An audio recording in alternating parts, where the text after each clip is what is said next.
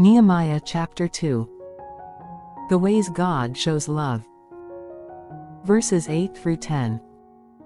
And I also said to the king, if it pleases the king, may I have letters to the governors of Trans-Euphrates, so that they will provide me safe conduct until I arrive in Judah?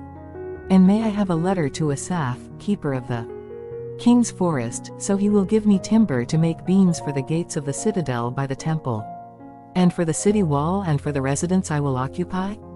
And because the gracious hand of my God was on me, the king granted my requests. So I went to the governors of Trans-Euphrates and gave them the king's letters. The king had also sent army officers and cavalry with me.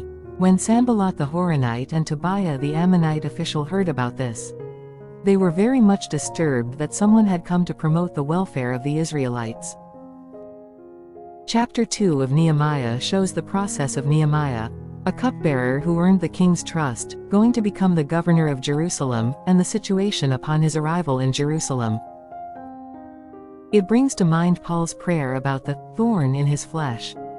Paul prayed earnestly about this physical ailment that caused him suffering, but God did not heal him. God had given Paul many gifts and had saved him from many crises, but for some reason, he did not heal this particular physical illness.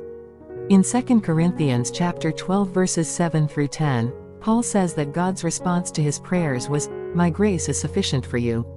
And through this physical ailment, Paul confessed that God kept him humble until the end. It occurs to me that God gives both medicine and illness.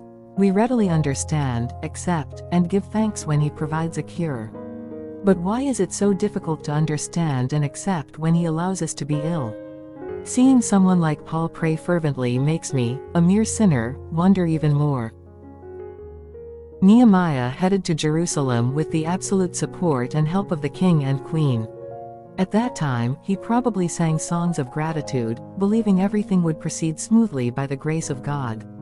He wouldn't have felt the fatigue of the long journey, filled with joy, gratitude, and anticipation. However, obstacles like Sanballat and Tobiah awaited him, another hurdle to overcome. Why does God give both medicine and illness? God, I thank you for keeping us humble and for not letting us despair or give up. Looking at Ezra, Nehemiah, and Paul, we learn how you are with us, how you establish us as your children and your people. Yet, when we are sick, it is painful and hard.